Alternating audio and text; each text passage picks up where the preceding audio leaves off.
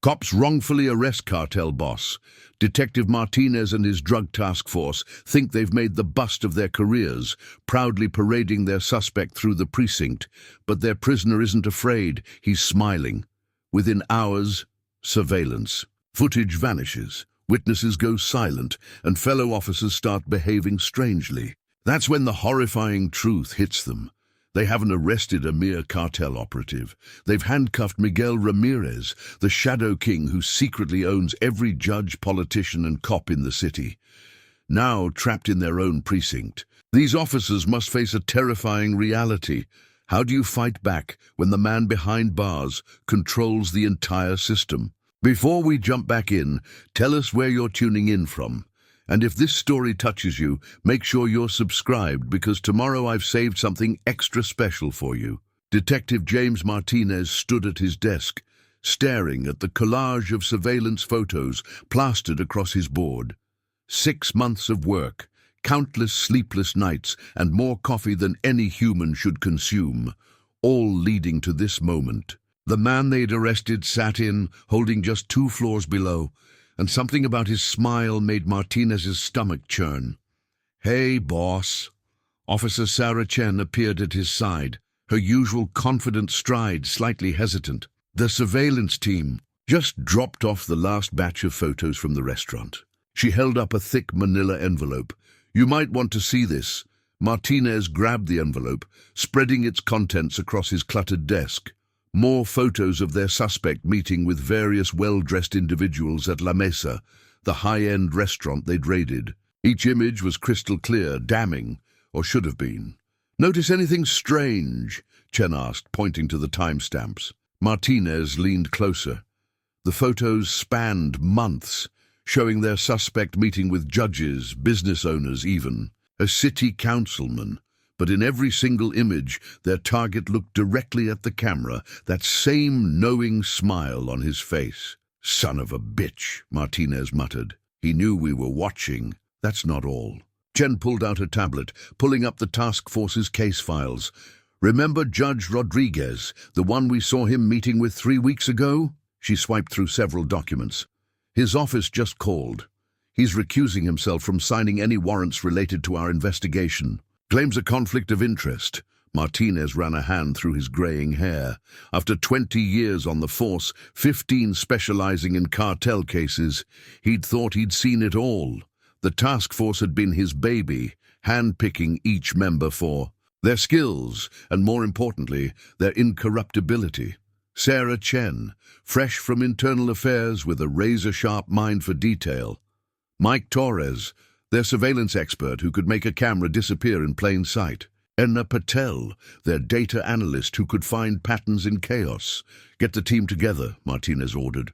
"War room, 10 minutes." The war room was really just a converted storage space, walls covered in maps, surveillance photos, and complex diagrams showing cartel hierarchies. As his team filed in, Martinez studied their faces. They were good cops, dedicated cops, but something told him they were about to be tested in ways none of them had imagined. What we thought was a mid-level bust might be something much bigger. Martinez began pacing the narrow space between chairs. Our suspect knew about our surveillance. Not just knew, he played to it. And now we've got judges recusing themselves, witnesses getting cold feet. "Maybe we should release him," Torres suggested, his usual easygoing demeanor strained. "Cut our losses before—" "Before what?" Chen challenged. "Before we actually find out what we've stumbled into?" Martinez held up a hand, silencing the brewing argument. "Anna, what did you find in his financials?" Patel cleared her throat, adjusting her glasses. "That's just it, boss. All the accounts we were monitoring, they're gone, not empty, gone. Like they never existed. I've got screenshots from yesterday showing millions in transactions, but now—" She turned her laptop around, showing a simple error message. "The banks claim these accounts never existed." The room fell silent. Each of them had dealt with cartel cases before, seen how money and influence could make evidence disappear. But this was different. This was systematic, precise, and happening faster than should have been possible. "Whatever we've stumbled into, Martinez said finally, "It goes deeper than we thought. Much deeper." He looked at each team member in turn. "I won't lie to you. This feels wrong. Dangerous. If any of you want to step back now, no judgment." No one moved. "Then we do this right," Martinez continued. "Chen, I want you digging into every judge, lawyer, and court clerk our suspect met with. Torres, get me everything you can on that restaurant. Ownership, employees, regular customers. Anna, focus on the digital trail. Someone's erasing evidence. Faster than should be possible. Find out how." As his team dispersed, Martinez returned to his desk, pulling out his personal laptop. He had one contact left, someone outside the system, someone who might be able to tell him just who they had in custody. As he typed out an encrypted message, that uneasy feeling in his gut grew stronger. They'd wanted to make a difference, to strike a real blow against the cartels. Now, staring at their suspect's booking photo, that same enigmatic smile staring back at him, Martinez wondered if they'd just started a war they couldn't win. The holding cells at the precinct were usually a cacophony of shouts, protests, and desperate pleas, but tonight an eerie silence had fallen over the detention block. Officer Mike Torres stood at his monitoring station, watching the security feeds with growing unease. The suspect, who'd given his name as Miguel Ramirez, sat perfectly still in his cell. No demands for a lawyer, no phone calls, just that unnervingly serene smile as he watched the security camera, like a man waiting for an appointment rather than someone facing serious drug trafficking charges. "Everything okay down here?" Chen's voice made Torres jump. "Something's wrong with the guards," Torres said, gesturing to his monitors. "Watch." On the screens, they could see 3 different officers pass by Ramirez's cell. Each one slowed their pace, glanced inside, then quickly looked away before hurrying past. It wasn't fear in their movements. It was deference. "Garcia's been down there 4 times in the last hour," Torres continued. "He's never checked on a prisoner that much. And Williams, she straight up apologized to Ramirez when she brought his dinner." Chen leaned closer to the monitor showing Ramirez's cell. "Has he slept at all?" Not a wink. Just sits there, watching. "The camera. Except..." Torres pulled up footage from an hour earlier. "Watch what happened when Martinez came down." The footage showed their boss approaching the cell. Ramirez's demeanor changed instantly. He stood, smoothed his expensive suit, and gave a slight bow. The audio was poor, but they could make out his words. "Detective Martinez, I was wondering when we'd have a proper chat." "Turn it up," Cheney ordered. Martinez's voice crackled through the speakers. "You seem pretty comfortable for someone facing trafficking charges." "Oh, those won't stick," Ramirez replied, his accent a cultured blend of Americas and Europe. "In fact, I'd be surprised if they last through the night, but please don't let that discourage you. It's refreshing to meet someone who still believes in the system. The system works just fine." "Does it?"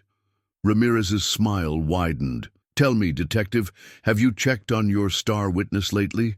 The bartender from La Mesa? Sweet girl. Maria, wasn't it?"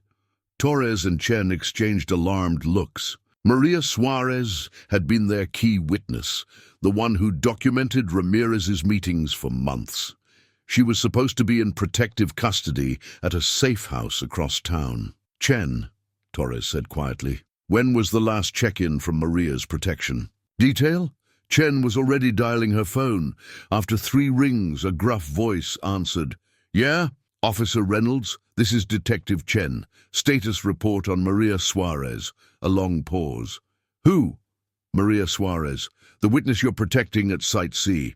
"Must have the wrong number, detective. I'm off duty today, home with the flu." Chen's blood ran cold. Reynolds was supposed to be leading the protection detail. She ended the call, already dialing the safe house's direct line. No answer. "Get Martinez," she ordered Torres. "Now." But as Torres reached for his radio, every monitor in the security station suddenly flickered. When they came back online a second later, the timestamp showed footage from 6 hours ago. No, Torres muttered, typing frantically at his keyboard. "The system's been accessed remotely. Someone's replacing our live feeds with old footage. Kill. The network, Chen commanded. Can't, I'm locked out. Torres slammed his fist on the desk. We're blind. Down in his cell, Ramirez continued his conversation with the recorded Martinez, his words now taking on a more ominous tone. You see, Detective, true power isn't about violence or money. It's about control. Control of information, of people, of systems.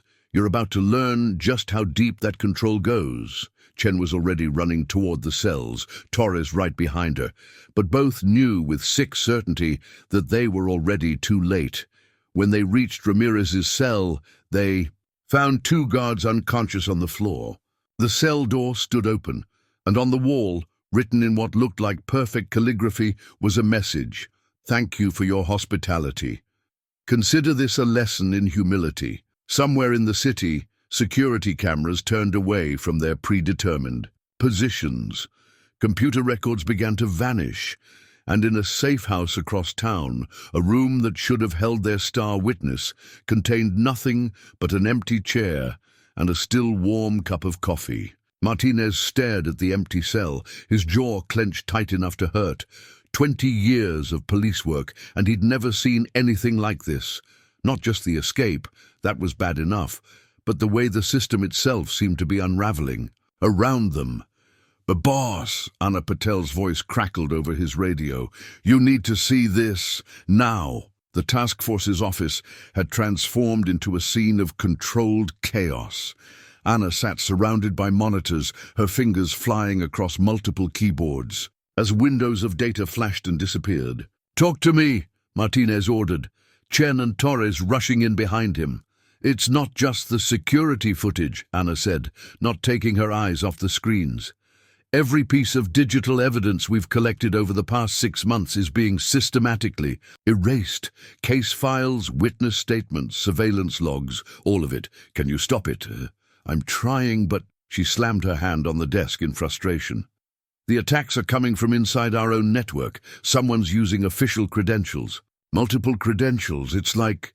"Like what?" "Like half the department is helping to cover this up." The words hung heavy in the air. Martinez looked at his team, the only people he was certain he could trust right now. Chen stood rigid, her internal affairs instincts clearly on high alert. Torres kept glancing at the door, watching for unfamiliar faces. "Sir?" A uniformed officer appeared in the doorway, holding a stack of papers. "Judge Ramirez sent these over, said they were urgent." Martinez froze. "Judge who?" "Ramirez. You know, from the federal court?" The officer looked confused. "He's been on the bench for 3 years. Martinez snatched the papers. They were dismissal orders for every case his task force had built over the past year. Each one bore a perfectly legal signature and stamp. "That's impossible," Chen muttered, reading over his shoulder. "These cases, some of these convictions are already final. You can't just—" "Check the court records," Martinez ordered Anna. Her fingers flew across the keyboard. "According to this, Judge Miguel Ramirez was appointed to the federal bench in 2021. His credentials are perfect. Education, bar admission, everything. He's rewriting history," Torres whispered. Martinez's phone buzzed. A text from an unknown number. "Your daughter's recital starts at 7, doesn't it, Detective? Sarah's quite talented on the violin. It would be a shame to miss her solo." His blood ran cold. He'd never told anyone on the force about Sarah's recital. "Chen, get my family now. Take them to—" He stopped, realizing he couldn't trust any safe house in the system. "My uncle's cabin," Torres offered. "Off the grid. No electronic records." Martinez nodded. "Anna, what can you save?" "I'm copying everything I can to an isolated drive, but—" Her voice trailed off as another window popped up on her screen. "No, no, no, no!" They all watched in horror as every computer in the office suddenly lit up with the same message. "Access denied. Security clearance revoked." "We're locked out," Anna said, her voice shaking. "All of us. According to the system, we're not even police officers anymore." Martinez's radio crackled to life. The captain's voice, tight with suppressed anger. "Martinez, my office now." They're going to shut us down, Chen said quietly. Martinez looked at each member of his team. Everything they'd worked for was crumbling, their very identities being erased from the system. But in each of their faces, he saw the same determination he felt. Anna, grab what you can. Hard copies, anything they can't delete digitally. Torres, get your uncle's cabin ready. Chen, I'll get your family out, she finished. Meet at the rendezvous point in 3 hours, and remember, trust no one outside this room. As his team scattered, Martinez headed for the captain's office, his mind racing. They'd thought they were bringing down a cartel operator. Instead, they'd challenged someone who could rewrite reality with a few keystrokes. The precinct felt different now. Every face he passed could be an enemy. Every camera could be watching. The system they'd sworn to uphold was turning against them. But as he approached the captain's office, Martinez allowed himself a grim smile. Ramirez had shown his hand too, early. They might be locked out of the system, but they weren't beaten. Not yet. He just hoped his team could stay alive long enough to prove it. The captain's office felt wrong. Martinez had been here countless times over the years, but never with 2 armed officers flanking the door. Captain Wells sat behind his desk, face unreadable, while a well-dressed man Martinez didn't recognize stood by the window. "Sit down, James," Wells said quietly. "Not detective, not Martinez. James, I prefer to stand." That wasn't a request. The stranger by the window turned, revealing an expensive suit and a face that screamed, "Federal agent. I'm assistant. Director Phillips, FBI. You and your task force have compromised a 3-year federal operation." Martinez felt his world tilt sideways. What operation? Phillips slid a folder across the desk. Inside were surveillance photos, his team watching Ramirez and another team watching them. Miguel Ramirez is a crucial asset in an ongoing investigation into systemic corruption, Phillips continued. Your amateur operation has potentially destroyed years of careful work. Amateur? Martinez's laugh held no humor. Tell that to my witness who just vanished, or my daughter, who Ramirez threatened an hour ago. No one threatened your family, detective. Phillips's voice was smooth, practiced. You're overwrought, seeing conspiracies where none exist. The stress of the job, perhaps? The implied threat was clear. Play along, or be labeled unstable. Captain, Martinez turned to Wells. You know me, 20 years. Have I ever been unstable? Wells wouldn't meet his eyes. Take some time off, James, paid leave. Sort yourself out. Martinez's radio crackled. Chen's voice tight with urgency. Boss, you need to see this. Channel 7 News now. Phillips moved to object, but Martinez was already grabbing the remote, turning on the captain's wall-mounted TV. The news showed a charity gala at City Hall, and there, standing at the podium, was Miguel Ramirez, honored to announce a $50 million donation to the city's youth programs, Ramirez was saying, his smile warm and genuine. The mayor stood beside him, beaming. As someone who grew up on these streets, I understand the importance of giving back. The timestamp on the footage read, "Live." Impossible, Martinez whispered. He was in our cell 3 hours ago, was he? Phillips raised an eyebrow. Check your records again. Martinez's phone buzzed. A message from Anna. Boss, every record of the arrest is gone. According to the system, we were never even at La Mesa today. On the TV, Ramirez continued his speech, talking about community investment and second chances. But for a fraction of a second, he looked directly at the camera, and Martinez saw that same knowing smile from the cell. My God, he breathed. He's not just connected to the system, he is the system. Years of unexplained case dismissals, vanishing evidence, witnesses changing testimony. Every time they'd blamed it on cartel intimidation or corrupt officials, they'd been missing the bigger picture. Ramirez wasn't working the system. He'd built it piece by piece, judge by judge, pixel by pixel. Your badge and gun, detective. Phillips held out his hand. Don't make this harder than it needs to. Martinez looked at his captain one last time, saw the shame and fear warring in the man's eyes. Whatever Operation Phillips claimed to be running, it was just another layer of Ramirez's control. He set his badge on the desk, slowly drew his weapon. The armed officers tensed. "You know what the difference is between me and Ramirez?" Martinez asked, carefully setting his gun beside the badge. "He thinks controlling the system means he's won, but some of us still believe in justice outside the system." "Are you threatening me, Detective?" Phillips's voice hardened. "No, sir. I'm promising you, this isn't over." He walked out of the office, head held high. His phone buzzed again. Coordinates from Torres. The team was ready. Ramirez might own the system, but he'd forgotten the first rule of real police work. Sometimes the only way to fight corruption is to work outside the lines. And Martinez had a feeling his task force was about to become very good at coloring outside the lines. Behind him, on the TV, Ramirez finished his speech to thunderous applause. The Shadow King had revealed his kingdom. Now it was time to tear it down. Torres's uncle's cabin was exactly what they needed: remote, analog, and off any official grid. Martinez pulled up just as the sun was setting, gravel crunching under his tires. Chen's car was already there, his daughter Sarah and wife Lisa safely inside. Anna's laptop hummed on a rickety table, powered by a generator, while Torres paced by the window, scanning the tree line. But something was wrong. Martinez felt it the moment he stepped inside. "Where's Rodriguez?" he asked, noticing their absence.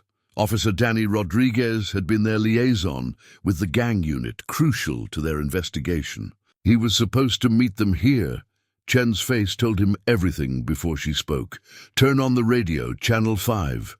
The battery-powered radio crackled to life. "Tragic accident on Highway 27. Officer Daniel Rodriguez of the Metropolitan Police Department was pronounced dead at the scene after his car apparently lost control on a sharp turn. Initial reports suggest brake failure." Martinez's fist slammed into the wall. "Brake failure. He wasn't even subtle about it." "That's not all." Anna called from her laptop. "Rodriguez's personnel file has been completely altered. According to the system, he was under investigation for drug trafficking. They're painting him as a dirty cop." "He's sending a message," Chen said quietly. "This is what happens to people who challenge him." Sarah, Martinez's 15-year-old daughter, clutched her violin case closer. She'd been practicing for her recital when Chen evacuated them. Lisa wrapped an arm around her, but her eyes were fixed on her husband. "James," she said, "what have we stumbled into?" Before he could answer, Torres called from the window. "Vehicle approaching. Black SUV, no plates." Everyone moved at once. Chen and Torres took defensive positions while Anna quickly began wiping her hard drives.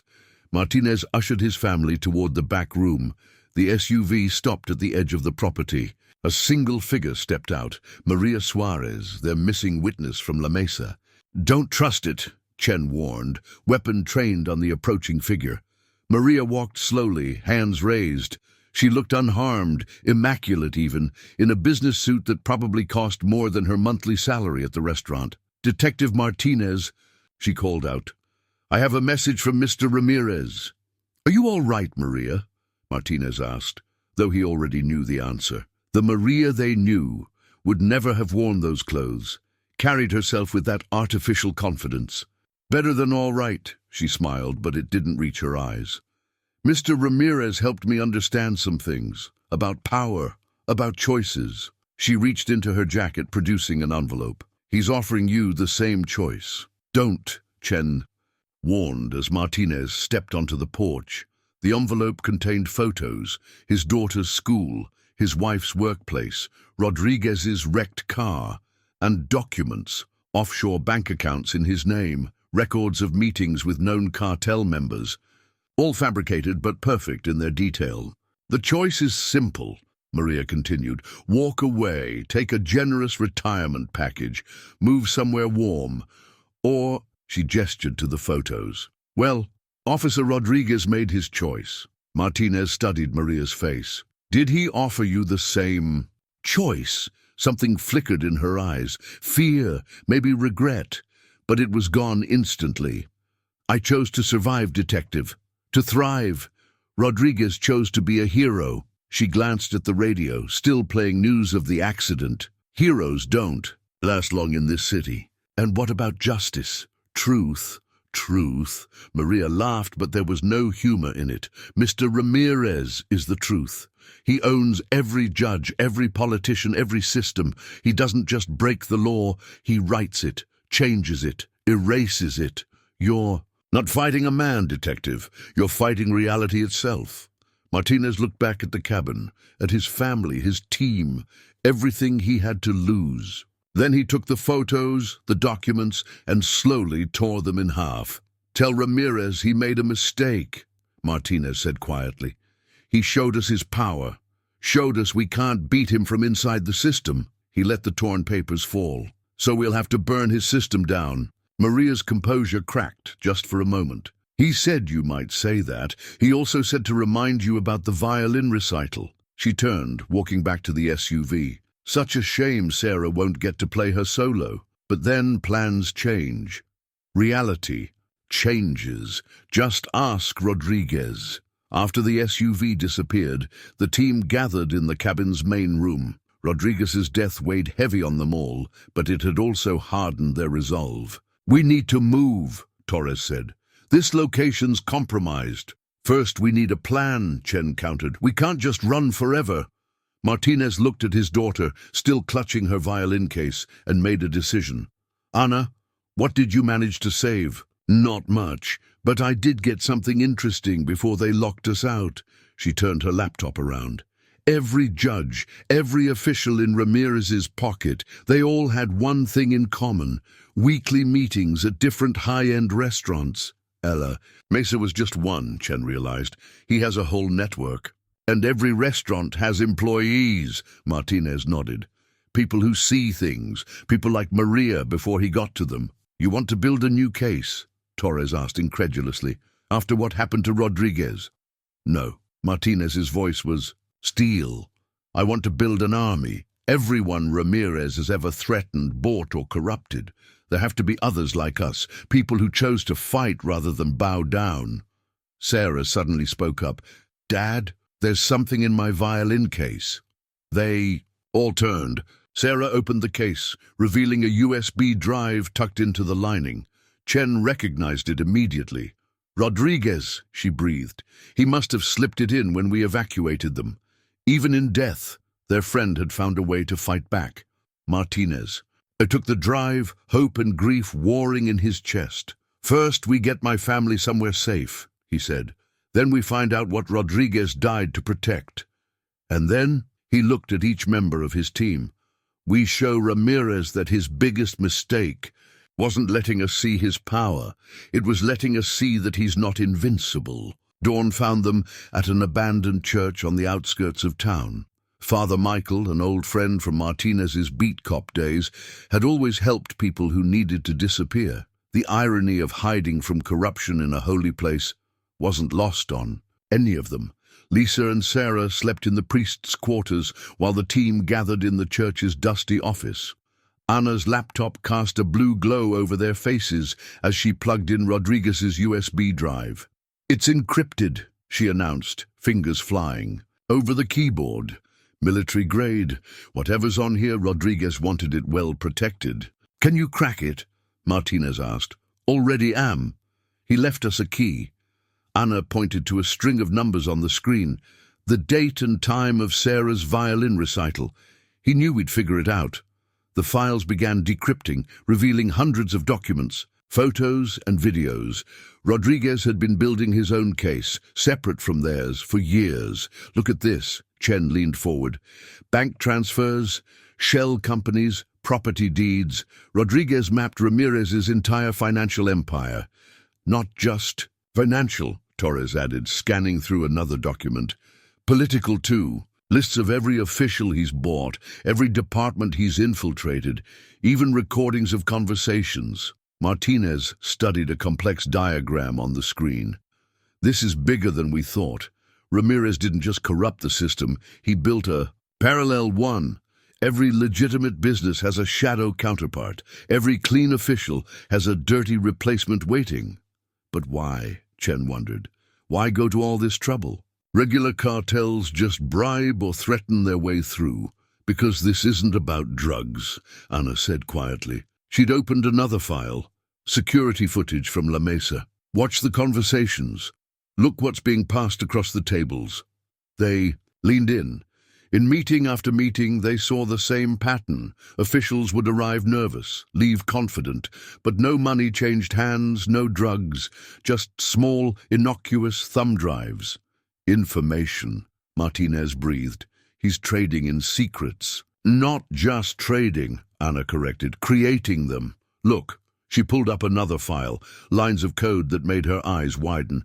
This is sophisticated. With this system, he could create or destroy any digital record, birth certificates, death records, court documents, bank statements.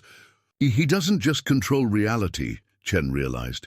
He can change the past. A floorboard creaked behind them. Father Michael stood in the doorway, his aged face grave. "You have visitors," he said softly. "They say they're friends of Rodriguez. Martinez's." Hand went to his gun, but the priest shook his head. "They showed me proof. Other officers, judges, officials, all who refused to bow to Ramirez. They've been waiting for others to take a stand."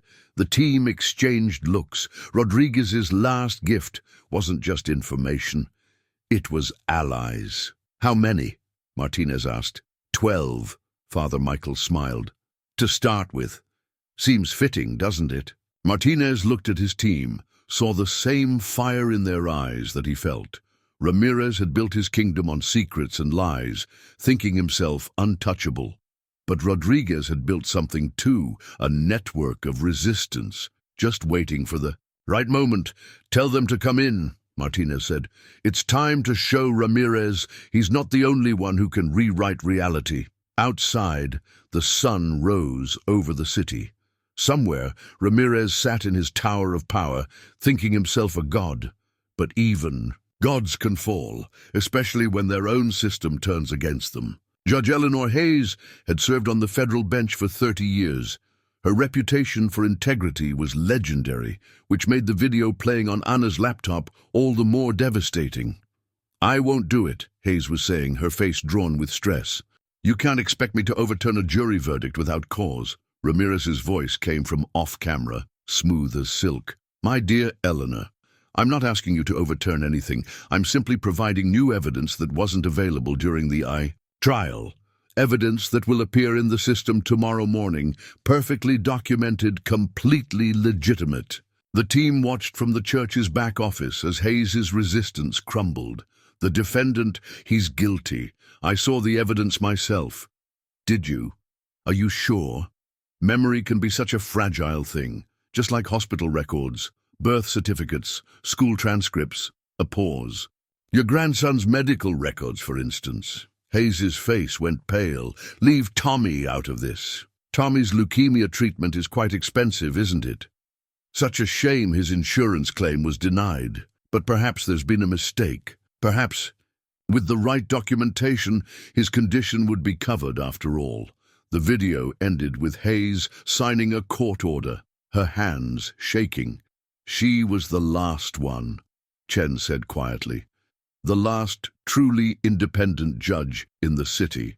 Rodriguez's allies, a mix of cops, clerks, and officials who'd resisted Ramirez, had brought more evidence. Judge after judge, falling to similar tactics: personal secrets, family vulnerabilities, manufactured evidence. Ramirez wielded them all like surgical instruments. "We can't fight this legally," Torres argued. "He owns the courts." "Maybe we don't have to," one of Rodriguez's contacts spoke up, a court clerk named Wilson. "Hayes keeps copies of everything, paper copies in a personal safe. Old school. She doesn't trust computers." Martinez leaned forward. "Everything? 30 years of cases, including every suspicious reversal, every irregular ruling. She may be compromised, but she's not stupid. She kept insurance." "Insurance we could use," Chen realized, "if we can get to it. Her chambers are locked down tight," Wilson warned. "Guards, cameras, the works. And now that Ramirez owns her—" "He's made her cautious," Martinez finished, "but not cautious enough." He turned to Anna. Those security cameras you said Ramirez controls, can they work both ways? Anna's eyes lit up. Give me an hour with the system. I'll make every camera in the courthouse show exactly what we want them to see. I can get you inside, Wilson offered. My keycard still works, but the safe...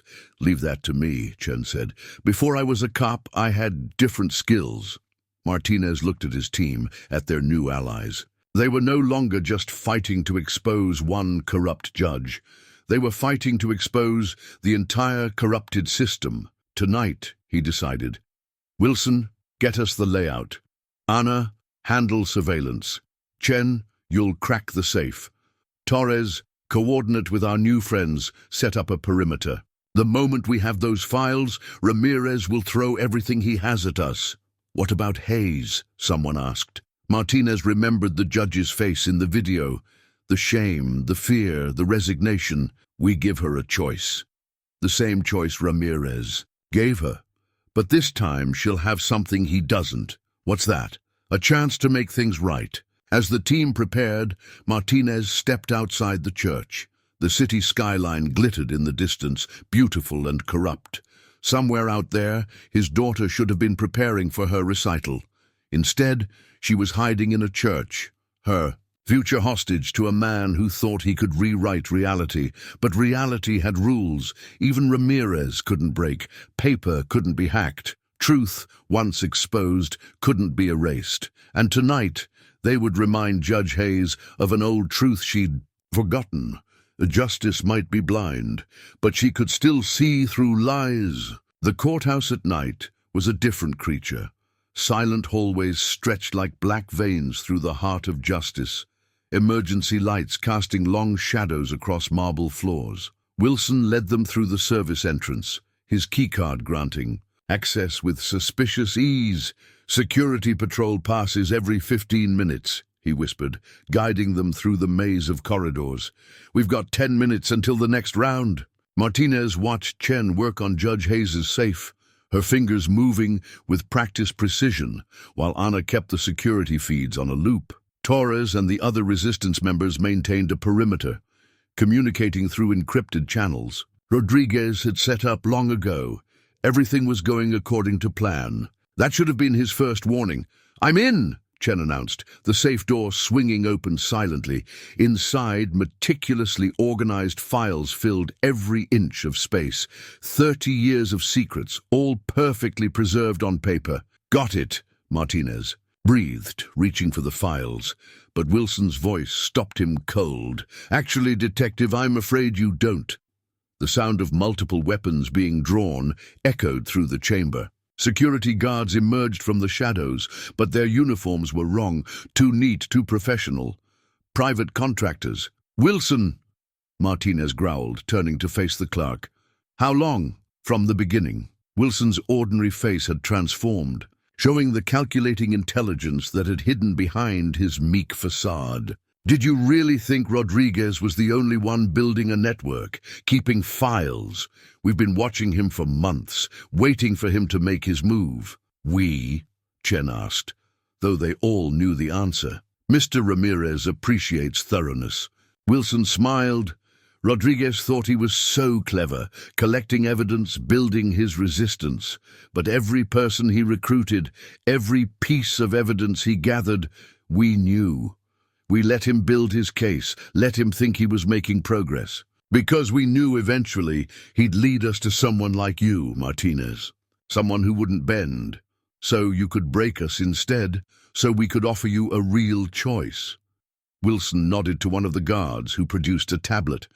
On the screen, live footage showed Sarah and Lisa at the church, surrounded by more armed men.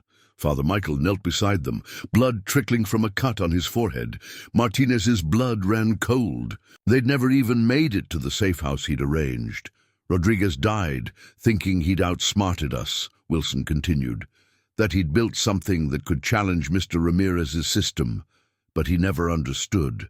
The system isn't just computers and documents. It's people, human nature.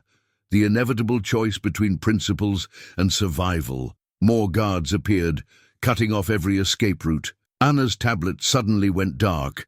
their control of the security system vanishing as if it had never existed. Your wife and daughter are alive because Mr. Ramirez believes in second chances, Wilson said.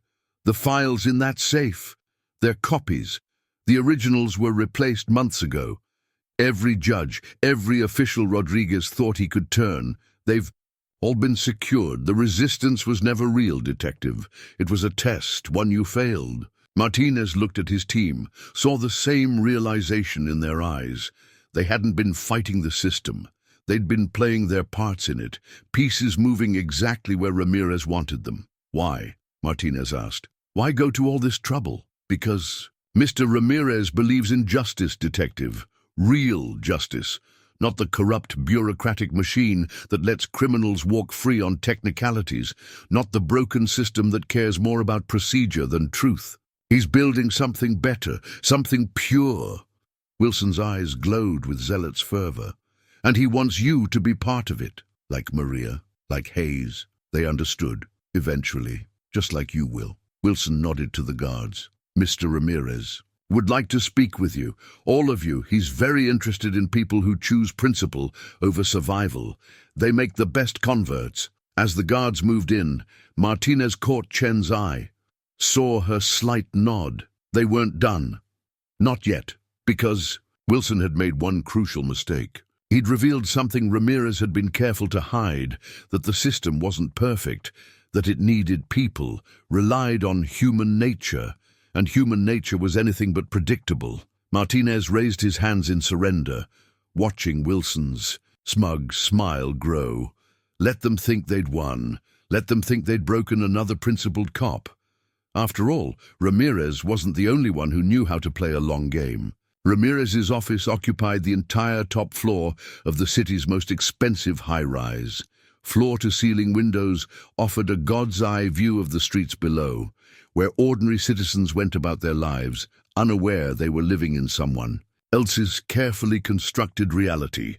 Martinez and his team stood before an elegant desk, their hands bound, while Sarah and Lisa were held in a comfortable sitting area nearby. Father Michael had been taken elsewhere. Armed guards lined the walls, professional and silent. Beautiful view, isn't it? Ramirez hadn't changed from his arrest. Same expensive suit, same calm demeanor. He stood at the window, a glass of wine in hand. Every light down there represents a life, a story, a truth that can be adjusted. Is that what this is about? Martinez asked. Playing God? God? Ramirez laughed softly. No, Detective. God works in mysterious ways. I prefer my work to be precise, measurable, like your career, for instance. He pressed a button on his desk, and a holographic display sprang to life between them. Martinez's entire service record floated in the air. 20 years of dedication, Ramirez mused. Countless commendations, a perfect reputation. His finger traced through the light, and suddenly the record changed. Complaints appeared, suspicious payments, evidence tampering, or perhaps not so perfect. We know you can fake records, Chen spat. You've made your point. Have I? Ramirez turned to her. Officer Sarah Chen, Internal Affairs, or should I say former Internal Affairs. More holograms appeared. It seems you were dismissed 3 years ago for accepting bribes. Your current position doesn't actually exist. In fact, according to every database in the city, none of you exist anymore. Anna's fingers twitched, itching for a keyboard. You can't just erase people, can't I? Ramirez smiled. Ask Maria Suarez, the waitress who saw too much. She never existed. The woman who works at La Mesa now, Oxford-educated sommelier, 5 years experience, perfect paperwork, perfect memories from her co-workers. Reality is just consensus, Ms. Patel. Control the records, control the consensus. And that's what you want? Torres asked. Control. I want order. Ramirez's voice hardened. I want a system that works. How many criminals have you arrested, only to watch them walk free on technicalities? How many victims have been failed by bureaucracy? The old system is a corrupt machine, pretending at justice while serving only itself. He walked to Lisa and Sarah, his movement making Martinez strain against his restraints. Your daughter is quite talented, detective. Her music teacher speaks very highly of her. It would be a shame if her scholarship application was rejected, if her perfect grades suddenly became less perfect. Leave them out of this, Martinez growled. But they're already in it. Everyone is. Every life touches 100 others. Change one record, one detail, and the ripples spread. Ramirez returned to his desk. I'm offering you a chance to be part of something revolutionary. A new kind of justice. Immediate, absolute, unconstrained by corrupt judges or bureaucratic. Nonsense. You mean unconstrained by law, Chen countered. Laws change, truth changes. Ask Judge Hayes. Ramirez pressed another button, and the holograms shifted to show Hayes in her chambers, signing documents. She's currently reversing every questionable conviction from the past 5 years. A crisis of conscience, the papers will call it. A judge determined to right past wrongs, the system working as it should. And those who don't cooperate, Martinez asked quietly, tend to have unfortunate accidents, like Officer Rodriguez. Ramirez's smile faded, though I admit, he's surprised. Me, building his little resistance movement, gathering evidence. It was impressive, almost inspired, which is why I let it play out, to find others like him, people with real conviction, to corrupt them, to elevate them. Ramirez spread his arms, encompassing the city below. This is the future, detective, a system where justice isn't bound by rules written by corrupt men, where truth is what we decide it should be. I'm offering you the chance to help shape that. Truth. Martinez looked at his team, at his family, saw the fear in their eyes, but also the determination. Ramirez had shown them his kingdom, his power, thinking it would break them. Instead, he'd revealed something crucial. His own conviction that he was right. The most dangerous kind of corruption wasn't the kind that knew it was evil. It was the kind that believed it was just. And if we refuse? Martinez asked, though he knew the answer. Ramirez's smile returned, sad and confident. Then I'm afraid there will be a tragic accident on your way back to a prison that has no record of your arrival. Your family will mourn, briefly, before moving away, starting fresh. Perhaps Sarah will discover she prefers painting to violin. Memory is such a malleable thing. He lifted his wine glass in a toast. So, detective, what's it going to be? Principle or survival? Martinez looked at his bound hands, then at his family, and finally at Ramirez. You know what your mistake was. Letting us see all this. Your power, your system, your kingdom. He gestured with his chin toward the holographic displays. Because now we know something crucial.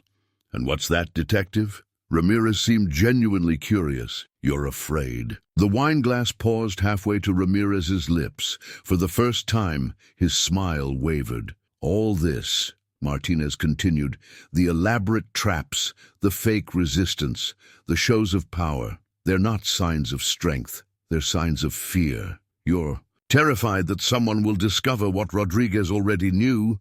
You're not invincible. You're just really, really good at hiding paper trails. Careful, detective. Ramirez's voice carried a warning edge. Rodriguez didn't fail. Chen picked up Martinez's thread. He succeeded. He proved you could be fought. That's why you had to kill him. Not because he was close to exposing you, but because he was close to exposing your weakness. Your entire system, Anna added, depends on control, of information, of records, of people. But you can't control everything, can't monitor everything. That's why you need converts, believers. Because your reach isn't infinite, it's just really well hidden. Ramirez set down his glass. An interesting theory. But as you can see, he gestured to their captured state. Ultimately irrelevant. Is it? Martinez smiled for the first time. Since their capture. Check your phone. Something in his tone made Ramirez pause. He pulled out his phone, and for the first time his composure cracked. "What is this?" "Turns out," Torres said, "when you're so focused on watching the resistance, you don't watch their families quite as carefully. Rodriguez had a brother. In IT. At your bank. You're bluffing." Ramirez swiped through his phone frantically. "My accounts are secure." "We're secure," Anna corrected, "until about 2 minutes ago when a certain algorithm started running, something Rodriguez and his brother spent years developing, a digital virus that doesn't steal or destroy, it just reveals every transaction," Chen explained, "every altered record, every changed document, all being published on every major news site, social media platform, and government database simultaneously. A complete record of your perfect system." "Stop it," Ramirez commanded, turning to his guards. "Get someone to stop it." "They can't," Martinez said calmly, "because right now, every electronic device in your network is broadcasting the same data. You taught us the lesson yourself. Control the records, control reality. But what happens when you lose control of the records?" Ramirez's phone began ringing. Then another phone on his desk, then dozens of phones throughout the building, his entire empire calling at once as the truth spilled out into the world. "You see," Martinez continued, "Rodriguez knew he might die, knew his resistance might fail, so he built a dead man's switch. If the right codes weren't entered every 24 hours, if certain conditions weren't met, everything would be revealed. We weren't trying to break into Hayes' safe tonight. We were making sure you were watching us try. While your brother's algorithm," Ina smiled at Torres, "was breaking into something much more valuable." Ramirez stared at them, his perfect control crumbling. "I'll still destroy you. Your records, your lives." "Go ahead," Martinez challenged. "Show everyone watching exactly how you operate, because that's the thing about truth. Once it's out there, trying to change it only proves it right." Beyond the windows, police sirens began to wail. Real police, responding to real evidence that couldn't be altered or erased. Ramirez's phone kept ringing, each call representing another piece of his kingdom, realizing the game was over. "You'll never see your family again," Ramirez snarled, desperation replacing his smooth confidence. "No," Sarah's voice rang out clear and strong. "You won't see yours." Everyone turned. During the commotion, Sarah had slipped her bonds, a trick Chen had taught her hours earlier.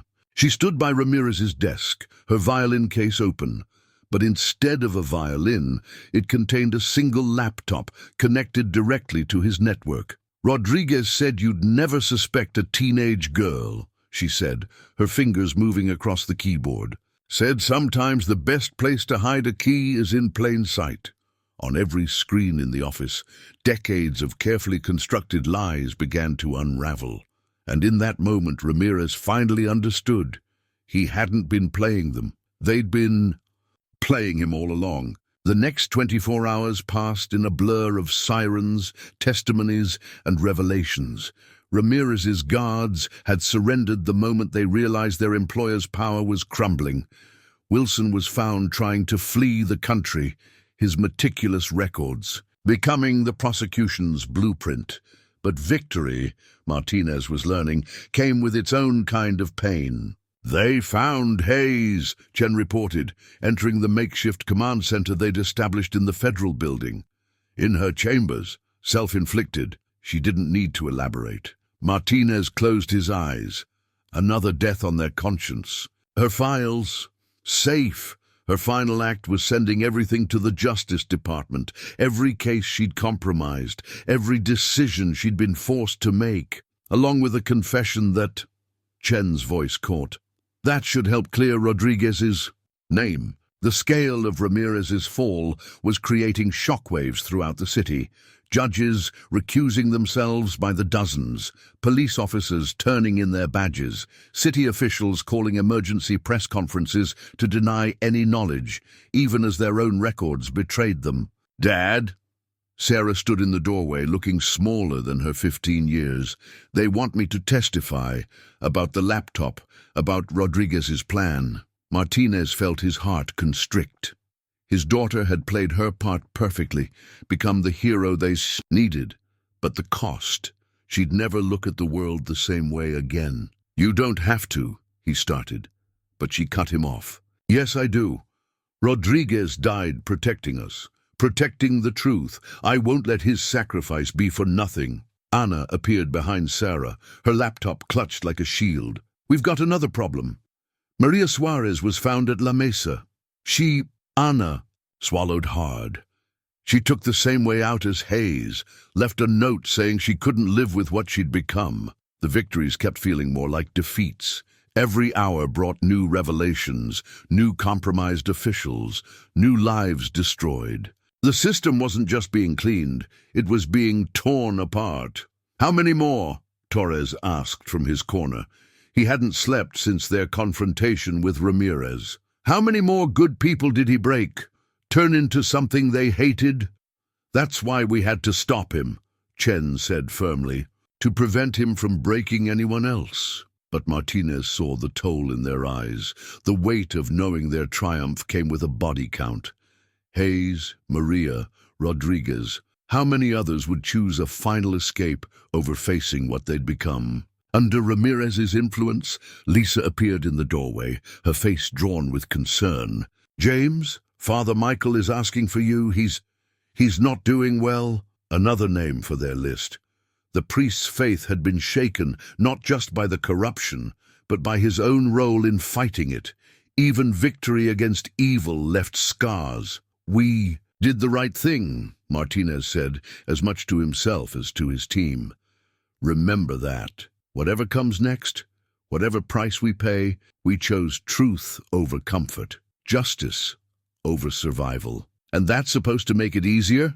Sarah asked, her young voice carrying an old pain. "No," Martinez pulled his daughter close. "It just makes it necessary." Outside, the city continued to reel from Ramirez's fall. But in that room, surrounded by the walking wounded of their victory, Martinez understood the true price of loyalty, to justice. It wasn't paid in blood or death. It was paid in innocence lost, in faith shaken, in the endless weight of necessary choices. And they would carry that weight forever. The federal courthouse buzzed with tension. Day 3 of testimonies, and the strain was showing on everyone. Martinez watched from the gallery as Sarah took the stand, her violin case, now sealed as evidence, sitting on the prosecutor's table. "And you were aware of Officer Rodriguez's plan?" the defense attorney asked, his tone deceptively gentle. "Only parts of it," Sarah answered, her voice steady despite her white knuckles gripping the stand. "He told me to keep the laptop safe, to make it look like I was just practicing violin. Rather convenient, isn't it?"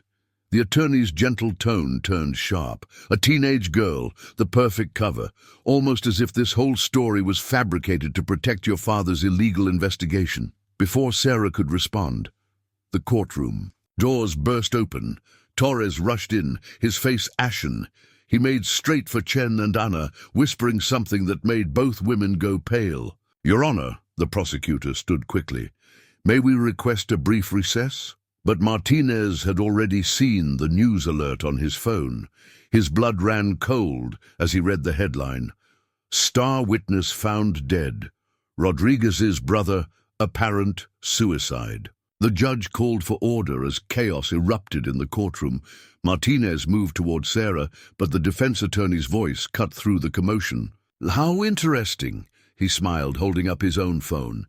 "It seems another key witness has chosen death over testifying.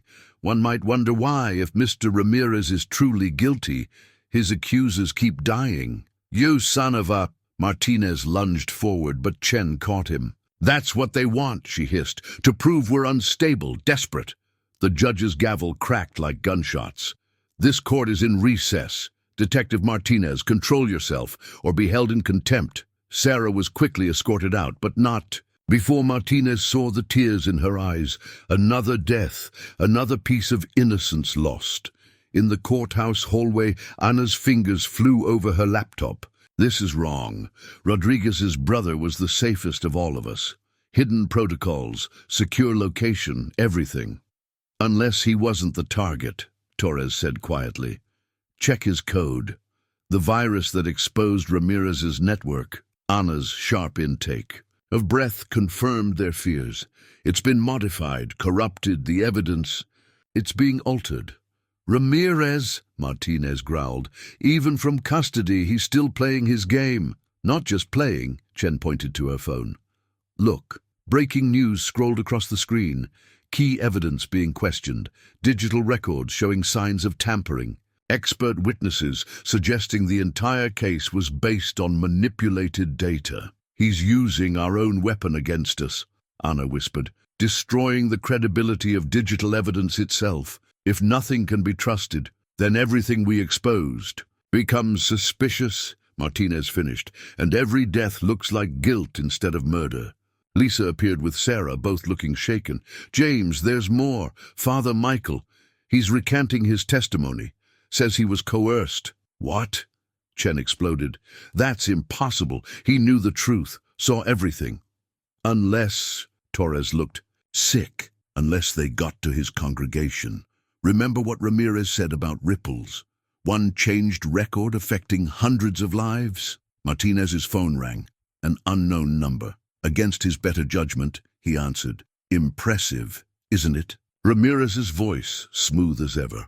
How quickly truth can become lie, lie become truth. Rodriguez's brother should have been more careful with his code. One small change, and suddenly your perfect evidence becomes proof of your conspiracy. You're behind bars, Martinez snarled. Am I?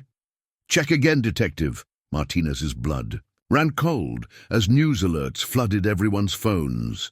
Prison transfer records, apparently weeks old, showing Ramirez had been moved to house arrest due to medical conditions. Documents signed by judges who no longer lived, authorized by officials who never existed. You see, Ramirez continued, you taught me something valuable. The system isn't just about control, it's about faith. Shake people's faith in evidence itself, and truth becomes a matter of opinion. And opinion, he chuckled. Well, that's something I've always been very good at managing. The call ended. Martinez looked at his team, saw his own horror reflected in their eyes. They hadn't just failed to destroy Ramirez's system. They'd given him the weapon to make it stronger than ever. Dad? Sarah's voice trembled. What do we do now?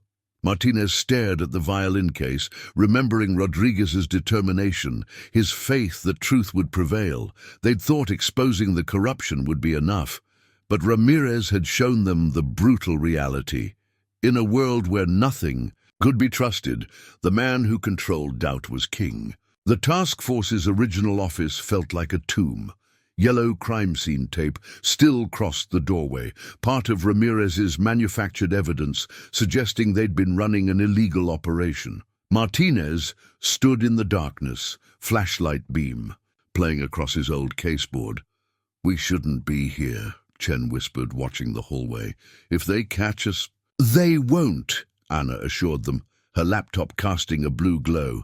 I've got the security cameras on a loop, old trick I learned from Torres. Torres himself was methodically searching every drawer, every filing cabinet. After the disaster in court, after Ramirez's transformation of their digital evidence into proof of conspiracy, they'd returned to basics.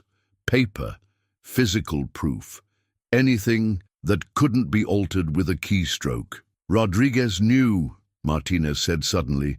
He knew digital evidence could be corrupted. That's why he kept paper records, why Hayes did too. Fat lot of good it did them, Chen muttered, but her eyes showed a spark of hope. No, he's right. Anna looked up from her screen. Think about it. Rodriguez's brother wrote that virus years ago. They must have known Ramirez could turn it against them. The laptop, the digital trail, it was all too easy. A distraction, Torres realized. While we were focusing on the technology, Rodriguez was building something else. Martinez's flashlight beam settled on a familiar photo, the team's celebration dinner at La Mesa months ago. Before everything, Went wrong. He lifted the photo carefully. Something about the angle. Chen, he called softly. The night we arrested Ramirez. What did Maria say about the restaurant? That every meeting had witnesses. Staff who saw things. Chen's eyes widened. The same staff who kept disappearing, getting replaced.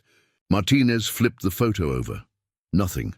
But when he held it to the light, Anna, your black light, under the ultraviolet glow, invisible ink bloomed across the photo's back. Numbers, dates, times, inventory logs, Torres breathed, from La Mesa's wine cellar. Not just logs. Martinez studied the flowing script. Maria's handwriting. She wasn't just watching Ramirez's meetings. She was tracking every bottle served, every vintage requested. Why would that matter? Chen asked. Anna was already typing. Because wine is one of the few things that can't be digitally faked. Each bottle is unique.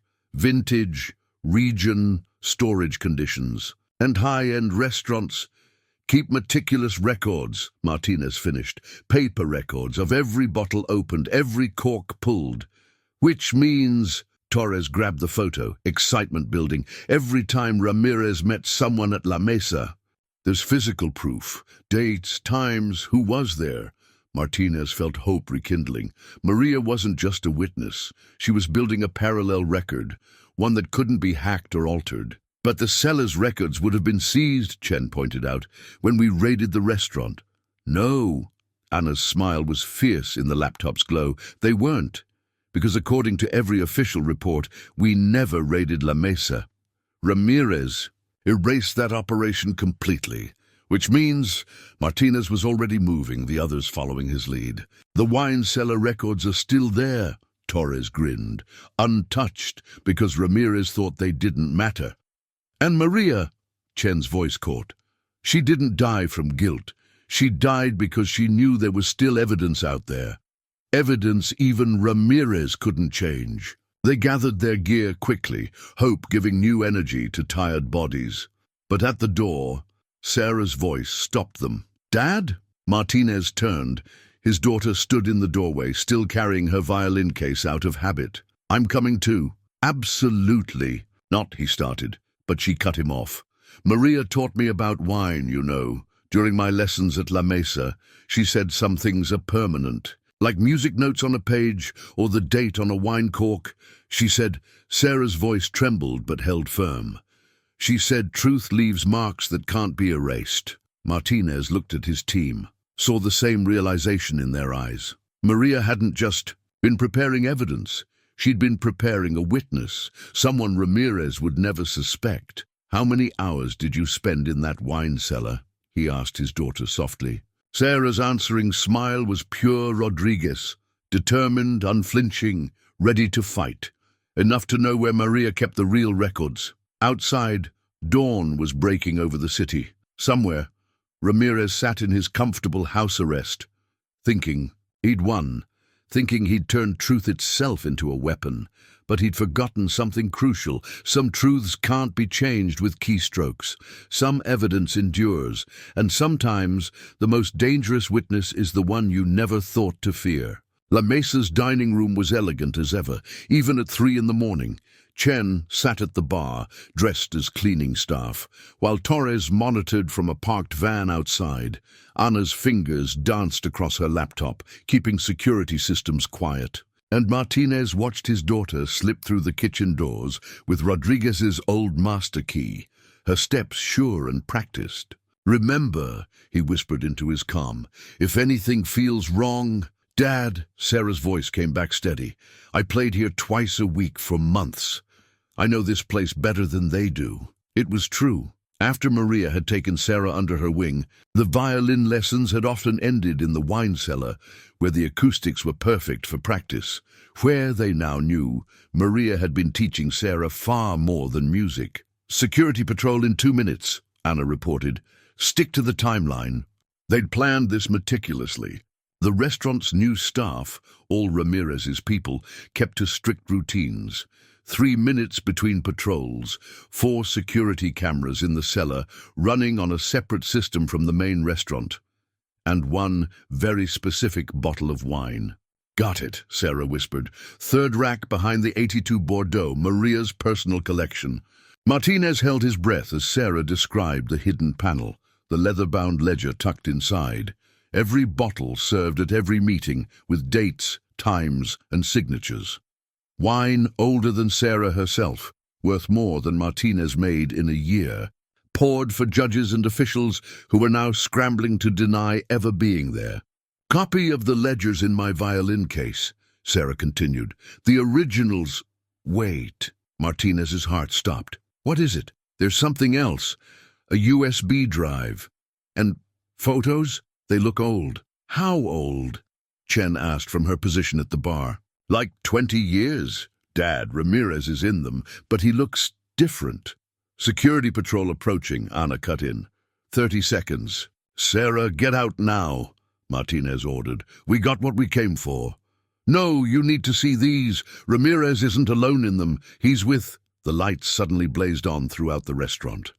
Alarms blared, and a familiar voice came over the building speakers. "My dear Detective Martinez," Ramirez's smooth tones filled every corner. "Did you really think I wouldn't be watching my own restaurant?" Martinez was moving before the words finished, Chen right behind him. They burst through the kitchen doors as heavy security gates slammed down over all exits. "I must admit," Ramirez continued, "using your daughter was inspired. A move worthy of Rodriguez himself. But unlike our departed friend, I've learned to watch the watchers." "Sarah," Martinez called through his comm. "Sarah, respond." Static. "Don't worry, Detective. Sarah is perfectly safe in my wine cellar, along with some very interesting evidence she's discovered. Evidence I've been keeping for special occasions." Torres's voice crackled through their comms. "Multiple vehicles approaching, armed men. This isn't regular security." "You see," Ramirez's voice held that same calm confidence they remembered from his office. "Those photos your daughter found, they're insurance. Proof that certain very powerful people have been part of my organization from the very beginning. People who, until now, I've protected by keeping their involvement secret." Martinez and Chen reached the cellar door, found it sealed with a heavy electronic lock. "But you've forced my hand, Detective. Made me realize that sometimes the best way to protect a secret isn't to hide it. It's to make it everyone's secret." Anna's voice tense. "He's broadcasting. Not just to the restaurant, to every network, every station. Live." Through the cellar door's small window, Martinez could see Sarah. She stood calmly, the photos and ledger laid out before her, a microphone on the table. Armed men surrounded her, but she showed no fear. "So," Ramirez concluded, "you have a choice. Detective, you can watch your daughter expose the truth about everyone I've protected. Judges, senators, agency directors. Watch as she tears down not just my empire, but the entire system, or what?" Martinez demanded. "Or we can make a deal. One that ensures Sarah's silence and gives you something you want even more than my downfall. Something even Rodriguez died trying to protect." "What are you talking about?" Sarah's voice came through the speakers now, reading from a document Martinez couldn't see. "Project Clean Slate, initiated 1998. Purpose, systematic manipulation of criminal justice system through controlled digital transformation." "The original. Sin," Ramirez said softly. "The moment the system first became corrupted. The names of those who started it all. Your daughter holds the proof of how deep the rot really goes. The question is, Detective, are you ready to let her burn down everything? Or shall we discuss terms?" Through the window, Sarah's eyes met her father's, and Martinez saw something there that Ramirez had missed. She was smiling. Martinez recognized Sarah's smile. It was the same one she wore before her violin solos, when she knew something the audience didn't. Through the door's window, he watched his daughter continue reading, her voice steady over the restaurant's speakers. Initial participants in Project Clean Slate included federal judges, military contractors, and senior law enforcement officials. Their goal, create a system of controlled justice through digital manipulation. Enough. Ramirez's voice crackled through the speakers. Detective Martinez. My men will escort you to—" "No," Sarah interrupted, her voice stronger. "They won't. Because your men aren't the only ones here, are they, Mr. Ramirez?" For the first time, uncertainty crept into Ramirez's tone. "What are you talking about?" "Maria taught me about wine," Sarah continued, her fingers trailing over the leather ledger. "But she also taught me about people, like that guard by the door, the one who keeps checking his phone. He's not checking messages, he's streaming. This broadcast, they all are." Martinez pressed closer to the window. She was right. Every guard had their phone out, watching. "You see?" Sarah's voice carried the same quiet confidence Maria's once had. "Rodriguez didn't just build a resistance. He built a story about a man who thought he could own truth itself. And people love stories, don't they, Mr. Ramirez? Especially the people you forced to be part of yours." Through the cellar window, Martinez saw movement, guards shifting uncomfortably, hands loosening on weapons. That's why Maria spent so much time in this cellar. Not just recording meetings, but talking to the staff, the servers, the cleaners, the security guards, all the people you thought were too small to matter. She learned their stories, their families, the things you forced them to do. "Enough!" Ramirez barked. "Take her phone, stop the broadcast." But none of the guards moved.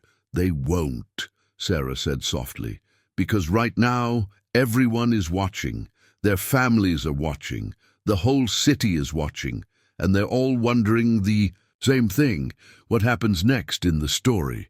Martinez felt Chen tap his shoulder, pointing upward. Through the kitchen windows, they could see police lights approaching. Real police drawn by the broadcast. "You see, Mr. Ramirez," Sarah continued, "Maria and Rodriguez taught me something you never understood. The truth isn't in computers or documents. It's in people. People who serve your wine, guard your doors, clean your floors. People whose children play together, who share meals, who whisper stories." "Stories mean nothing," Ramirez spat. "I have proof, documents, records." "No," Sarah smiled, lifting one of the photos. "You have paper. I have witnesses, living, breathing witnesses who've been waiting for their chance to tell the truth, like Tommy here." The guard nearest Sarah straightened. "His daughter has cancer," Sarah continued. "You promised to help with the treatment, didn't you? Just like you promised Judge Hayes about her grandson. But Tommy's been talking to his daughter's nurse, the one whose brother was threatened by your men last year. They compared stories, and then they talked to others. More guards were lowering their weapons now. Outside, sirens grew closer. That's what Maria really built." Sarah's voice filled every corner of the restaurant, every broadcast stream. "Not evidence, community, people connected by the truth you tried to bury, waiting for someone to go first to tell their story." The cellar door's electronic lock clicked open. "No," Ramirez's voice shook. "I own this city. The system is people." Sarah cut him off. "And people remember. They talk. They wait for their moment." Martinez and Chen burst into the cellar as the guards stepped back, weapons lowered. Through the restaurant speakers, they could hear chaos erupting above, staff members speaking into phones, telling their stories. Police radio chatter as more. "Units arrived. It's over, Ramirez," Martinez said into his calm. "The real system is taking back control. You think this changes anything?" Ramirez's voice was desperate now. "Those photos, that ledger, they implicate everyone, the whole power structure. You'll bring down the entire—" "No," Sarah interrupted one final time. "We'll fix it. Together. All the people you thought you'd silenced, all the ones you thought you owned, they'll help rebuild it, better than before." She looked at the guards, the staff gathering in the cellar doorway. "Starting right now." Tommy, the guard, stepped forward first, removed his security jacket, placed his weapon on the table. Others followed, one by one, each adding their own piece to the story. Above them, the sound of police entering the restaurant, of people finally speaking freely, of a system healing itself. "Detective Martinez," Ramirez tried one last time, his voice fading. "Think about what you're doing, the chaos this will cause." Martinez looked at his daughter, standing tall among the evidence of decades of corruption, saw in her eyes the same fire that had burned in Rodriguez's, in Maria's. "No chaos," he replied. "Just justice, the real kind, the kind that comes from truth freely told, from people freely choosing." As police filled the cellar, as witnesses began giving statements, as the last of Ramirez's empire crumbled, Martinez held his daughter close. "Maria would be proud," he whispered. Sarah hugged her father, then picked up her violin case. She always said music and truth were the same. They exist in the spaces between things, in the connections, in the harmony. Outside, dawn was breaking over a city waking up to a new reality. Not one controlled by a single man's vision of truth, but one built on thousands of individual stories finally being told. The system hadn't been saved by technology or evidence or power. It had been saved by a girl with a violin who understood that the greatest weapon against corruption wasn't force or fear. It was simply the courage to tell the truth and the wisdom to help others tell theirs. The next 48 hours transformed the city. It started with La Mesa's staff, but spread like wildfire through every institution Ramirez had corrupted. Police officers, court clerks, government officials, people at every level began coming forward, sharing their stories of coercion and control. Martinez watched from the federal building steps as Ramirez was led out in handcuffs. No longer the smooth power broker, just a man whose kingdom had crumbled beneath him. But it wasn't the arrest that drew the crowds, it was the testimonies. They found him through the wine ledger, Chen reported, tablet in hand. Cross-referenced Maria's records with staff statements. Every meeting, every threat, every deal, it all connects. The digital evidence was just the surface. The real proof was in the people he thought he owned. Inside the building, Sarah sat with a federal prosecutor, surrounded by former La Mesa staff. Tommy, the security guard, had brought his daughter's nurse. The nurse had brought her brother. Each person added another thread to the tapestry of corruption, but also to its unraveling. "It's not just about prosecution anymore," Torres observed, watching the growing crowd. "It's about healing. Every person who speaks out helps someone else find their voice." Anna's laptop chimed with another update. "Wilson broke, started naming names, says he wants to clear his conscience before facing charges. And he's not the only one. Judges, politicians, agency heads, they're all scrambling to make deals. Because they finally understand," Martinez said quietly. Ramirez didn't just fall. His whole concept of power fell. The idea that truth could be controlled, that reality could be rewritten. Through the building's windows they could see more. People arriving. Not just witnesses and law enforcement, but ordinary citizens. People who'd lived under Ramirez's shadow without knowing it, now coming to reclaim their city's story. "Dad?" Sarah appeared in the doorway, looking tired but determined. "They want to know if I'll testify at the grand jury. About Maria, about the lessons, about everything." Martinez studied his daughter. The past week had aged her, stripped away some of her innocence. But it had given her something too, a strength that reminded him of Maria, of Rodriguez. "It's your choice," he said. "You've done more than enough." Sarah smiled, fingering her violin case. "Maria once told me that music isn't just about playing the notes. It's about the silence between them, the moments where you let the truth sink in." She straightened her shoulders. "I want to testify. I want to help people find their voice in the silence." Outside, news helicopters circled the building. Every channel was covering the story, not just of Ramirez's arrest, but of the movement it had sparked. People weren't just demanding justice, they were participating in it. "Look at this," Chen called them over to a window. Below, the crowd had grown, but they weren't angry or chaotic. They were organized. Court clerks were setting up tables. Police officers, the honest ones, were taking statements. Citizens were forming lines to report long-buried incidents of corruption. They're rebuilding the system, Anna realized, from the ground up. "The right way," Torres added, with transparency, accountability. Martinez's phone buzzed. A message. From the federal prosecutor, Father Michael wants to restore his testimony. Says the truth needs to be witnessed, not just recorded. One by one, the threads of Ramirez's control were being unraveled. Not by force or exposure, but by the very people he'd tried to silence.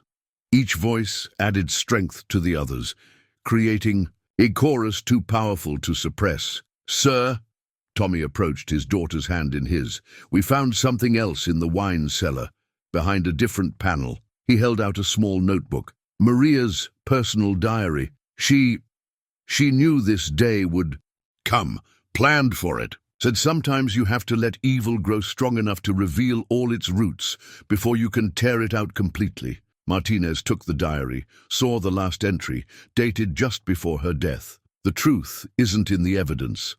It's in the echoes. In the stories people will tell when they finally feel safe enough to speak. Sarah understands. She'll know when it's time. As if on cue, violin music drifted down from above. Sarah had taken out her instrument and begun to play. Not a classical piece, but a simple, clear melody that carried across the crowd. One by one, people fell silent, listening. In that moment, Martinez understood what Maria had truly built. Not just a case against one man, but a symphony of truth, each voice adding its own note to the harmony. Ramirez had tried to own reality. Instead, he'd taught an entire city the power of their own voices, and now those voices would never be silenced. Again. 6 months later, Sarah's violin music filled the renovated La Mesa restaurant. The same stage where she'd once provided cover for surveillance now hosted weekly community concerts.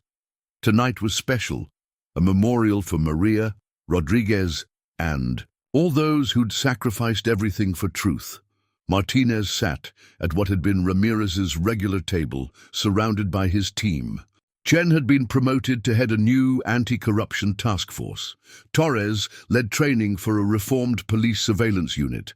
Ana had turned down multiple federal job offers to stay and help rebuild the city's digital infrastructure. This, time with transparency built into its core. Latest numbers, Chen reported, sliding a folder across the table. 87% of Ramirez's network identified and prosecuted, 34 judges removed, 12 federal agencies under reform, and over 2,000 citizens have come forward with testimony. But that's not the real victory. Torres nodded toward the crowd. Tommy was there with his daughter, now in remission. Father Michael, his faith restored, counseling others who'd been forced to compromise. Judge Hayes' grandson, carrying on, her final wish for judicial reform. The wine cellars become an archive, Anna added. Every bottle, every record preserved. Law schools are already studying the case, not just the corruption, but how it was exposed. They're calling it the La Mesa Protocol, fighting systemic corruption through community empowerment. Martinez watched his daughter play, saw the strength in her posture, the confidence in her movements. She wasn't just performing, she was telling their story through music, the struggle, the loss, the triumph, all woven into the melody. Maria would have loved this. Lisa squeezed her husband's hand, seeing her restaurant become a symbol of restoration instead of corruption. She knew. Martinez picked up the small glass of wine before him, from the same vintage Maria had served the night she first decided to fight back. She and Rodriguez both knew it would take more than evidence to change things. It would take community. Sarah finished, joining them during her break. That's what she taught me between the music lessons, that real change happens when people stop being afraid to talk to each other, to trust each other. Through the restaurant's windows, they could see the city lights. The same view Ramirez had used to demonstrate his power now showed something different, a city awake, aware, and determined to stay that way. There's still work to do, Chen reminded them. Systems to rebuild, safeguards to put in place. But this time we're building them together. Torres raised his glass. With everyone involved, everyone invested. To Maria, Martinez lifted his glass. To Rodriguez, to truth, Sarah added softly. As they drank, Martinez studied the faces around. Him, his team stronger for what they'd endured, his family tested but unbroken. And all around them, a community that had learned the most powerful lesson of all, that the strongest weapon against corruption wasn't force or fear, but the simple courage to speak truth and stand together. Sarah returned to the stage, lifting her violin. As the first notes filled the air, Martinez remembered something Maria had written in her diary. Truth, like music, doesn't belong to one person. It lives in the space between people, in the courage to listen, in the harmony of voices. Raised together, Ramirez had tried to own truth. Instead, he'd taught an entire city how to set it free, and in the end, that was his greatest defeat, and their greatest victory. The music played on, a testament to all they'd lost, all they'd gained, and all. They'd learned about the true meaning of justice, not a system to be controlled, but a symphony to be shared, each voice adding its own note to the endless song of truth.